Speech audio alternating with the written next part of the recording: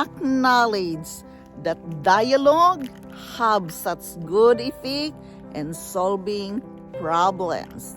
Hello guys, welcome. Join me here in my life journey. This is Yundel again, sharing with you some thoughts every day.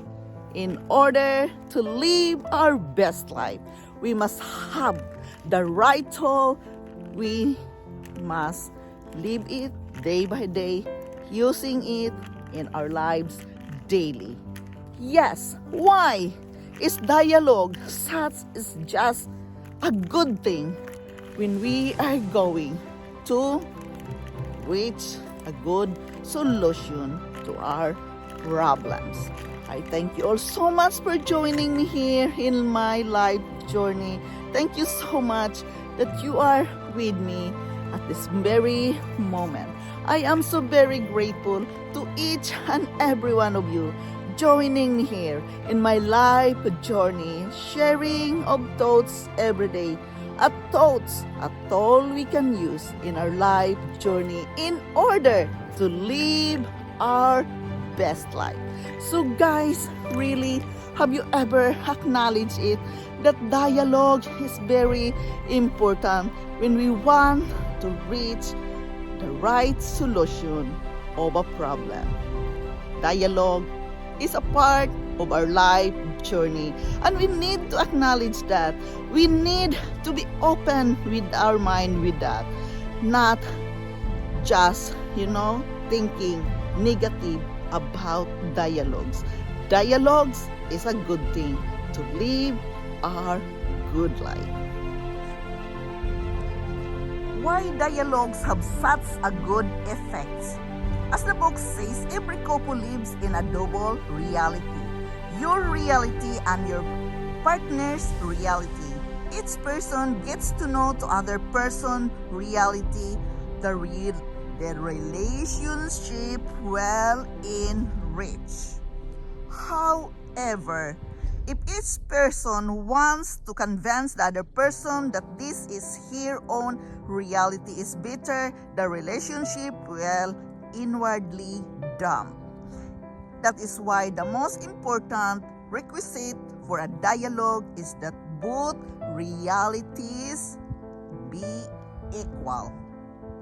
In dialogues, both partners learn the following 5 great truths.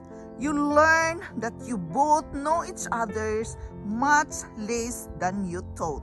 In a long-standing relationship, one partner is always claiming something in relation to the other one. As the book says, talk about this in terms of colonizing the other person. It is very important that we can communicate to the other persons through our dialogues. A good dialogue must be done if we are going to live the best life partnership we must have. Each person is secretly convinced that he or she is somehow the best of the two. An honest dialogue puts an end to this. Nobody is best. Both of you must be equal. You have to respect each other. We are two faces in one relationship. Therefore, guys, it is very important that we can do the right thing, the right dialogue in our situation. At the same time, you learn not to consider yourself as two independent individuals, but as a couple and has been growing together for a long time. On the subconscious level, the nature of love is such that it involves our soul. Even your parents' worst qualities belong to both of you. Remember that you come from your parents and your worst and good qualities comes from there. So if your partner keeps a secret from you because he or she is ashamed of something, it is not or his or her guilt alone, since in relation to someone else, she or he might feel ashamed about it where he or she came from. When we have internalized this basic simplification wisdom relating to a relationship, you will no longer be able to hold your partner exclusively responsible for anything. Therefore, it is very important that the two partners must be open and honest with each other. This insight revolutionizes everyday life in your relationship. There is no longer any basis for blaming your partner or yourself, because you are both involved in something that either one of you does. Dialogue is very important. Talking with each other makes us human. We must learn that we can only change ourselves. We cannot change other person even if you try constantly. We learn that talking with each other brings us into a relationship not only with the other person but also with your own self. The biggest deficiency most relationship is not couple poverty but me poverty. Remember, we cannot just see me all the time when you are in a life partnership. Dialogue is a must to be done. One partner expect from the other things that you or he or she can really only get from himself or herself. Guys, this is very important that you have a strong self-esteem, satisfaction, and confidence about the future and the zest of life. We tell ourselves stories and images instead of vague feelings. Learn to remember specific scenes instead always saying I or me.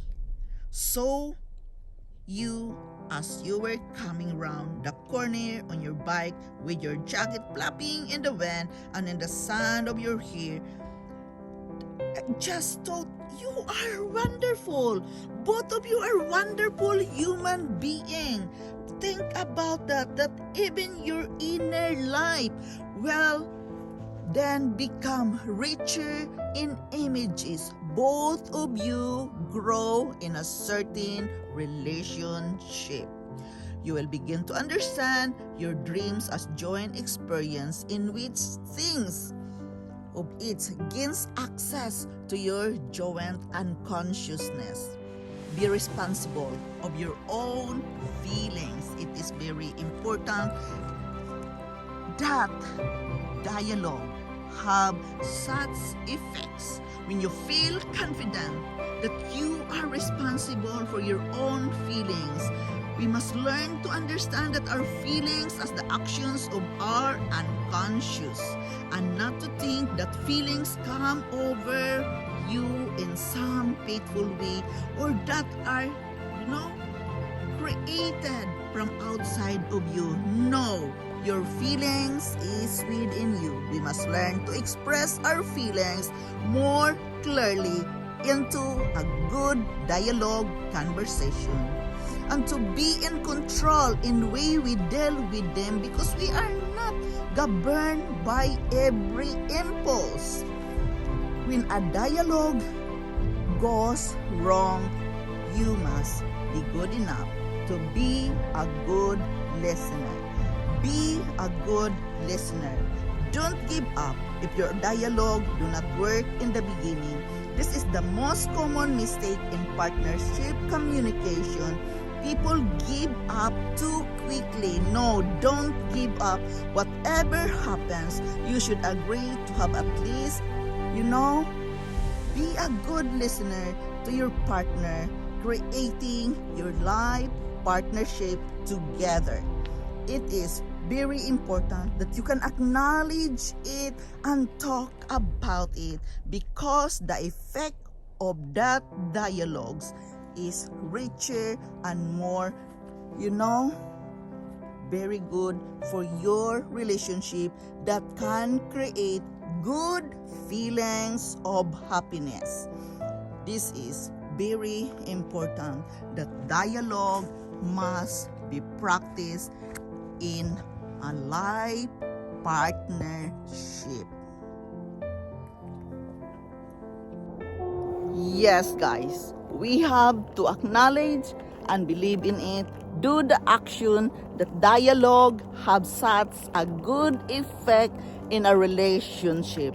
You must respect each other and be a good listener. Communication is very important when we are going to create a good dialogue within the partnership. Remember, this is a lifetime partnership, so you have to work with it.